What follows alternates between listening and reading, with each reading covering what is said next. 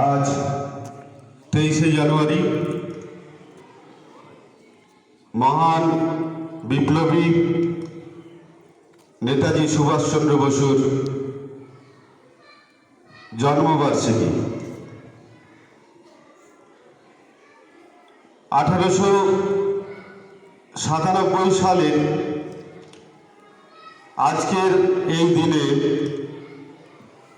उड़ीशार कटके এই বীর সন্তান জন্মগ্রহণ করেছিলেন। প্রথমে একটু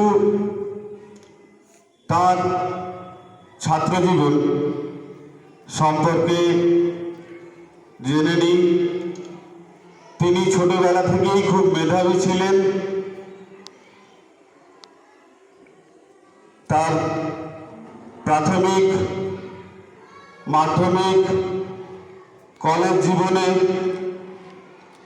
তিনি প্রথম দিকেই থাকতেন। তিনি কলকাতার প্রেসিডেন্সি কলেজ, তার পূর্বে স্কটিশ চার্চ স্কুল, এই সমস্ত জায়গায় পড়াশোনা করেছেন। সব থেকে বড় যেটা কথা, বর্তমানে তোমরা হয়তো শুনে থাকবে যে আমাদের যেমন ডাক্তার ইঞ্জিনিয়ার হওয়ার একটা স্বপ্ন থাকে, তার চেয়েও একটা বড় স্বপ্ন থাকে ইউপিএসসি বলে একটা পরীক্ষা হয়, সেখানে ভালো র্যাঙ্ক করে আইএএস অর্থাৎ ইন্ডিয়ান অ্যাডমিনিস্ট্রেটিভ সার্ভিসে যাওয়ার। সেই সময়ে যে পরীক্ষা হতো ইংরেজদের দ্বারা পরিচালিত পরীক্ষা, যার নাম ছিল আইসিএস, ইন্ডিয়ান সিভিল সার্ভিস, সেখানেও তিনি যথেষ্ট যোগ্যতার পরিচয় দিয়েছিলেন এবং উত্তীর্ণ হয়েছিলেন। কিন্তু আইসিএস এর মতো একটা উচ্চ পদ, যেখানে অনেক সুযোগ সুবিধা থাকা সত্ত্বেও তার ইংরেজদের প্রতি যে ঘৃণা জন্ম নিয়েছিল, ভারতীয়দের প্রতি ইংরেজদের পীড়ন, অপমানজনক ব্যবহার, তার ফলে তিনি সেই উচ্চ পদ গ্রহণ করেননি। তিনি ভারতীয় জাতীয় কংগ্রেসের সাথে যুক্ত ছিলেন। গান্ধীজির সাথে এবং আরো অনেক বরেণ্য স্বাধীনতা সংগ্রামী, তাদের সাথে কাঁধে কাঁধ মিলিয়ে তিনি ভারতের স্বাধীনতা অর্জনের জন্য সংগ্রাম করেছিলেন।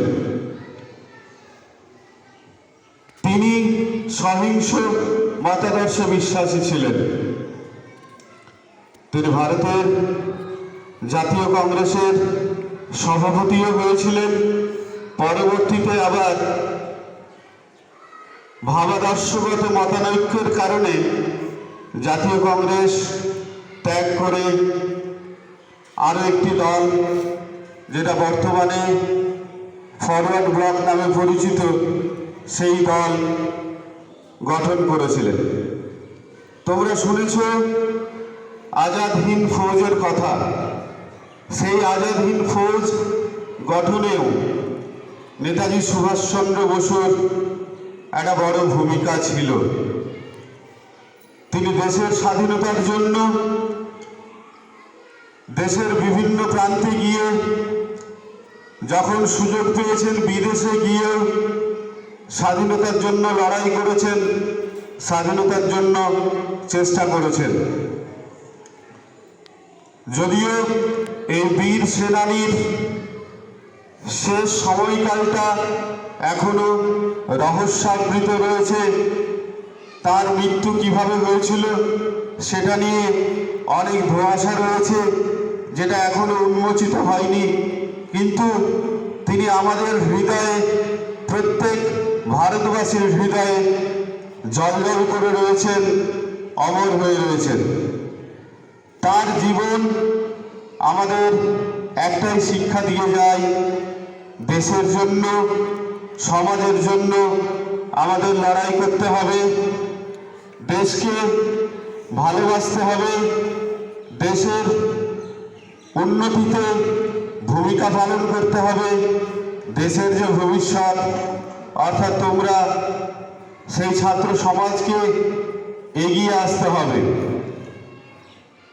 দেশের উন্নতি করতে হলে তোমাদের দ্বারা যেটা করা সম্ভব, পড়াশোনা ভালো করতে হবে, আমাদের দেশের সংস্কৃতি সম্পর্কে জানতে হবে, এই দেশটা কিভাবে স্বাধীনতার সময়ে যেখানে সাক্ষরতার হার খুব কম ছিল, অনেক দারিদ্রতা ছিল, সেই সময়গুলোকে পেরিয়ে কিভাবে এগিয়ে যাচ্ছে বা আরও কীভাবে এগিয়ে নিয়ে যাওয়া যায়, সেই ভাবনাটা তোমাদের ভাবতে হবে। এখন যেই কাজটা তোমরা করতে পারবে সেটা হলো পড়াশোনা। সেই পড়াশোনাটা ভালো করে করতে হবে, তাহলে তোমরা তোমাদের দায়িত্ব, কর্তব্য, অধিকার সব কিছু সম্পর্কেই আরও ভালো করে বুঝতে পারবে। আমি বক্তব্য দীর্ঘায়িত করছি না। আবার এই বীর সেনানী, আমাদের দেশের এই বীর সন্তান নেতাজি সুভাষচন্দ্র বসুকে, তার আত্মবলিদান, তার ত্যাগ, সব কিছুকেই শ্রদ্ধা জানাচ্ছি এবং আমরা তার আদর্শ প্রতি পদে পদে মেনে চলব এবং আমাদের দেশের শ্রীবৃদ্ধি ঘটাবো, এই আশা করে, এই প্রতিজ্ঞা করে আমার বক্তব্য শেষ করছি।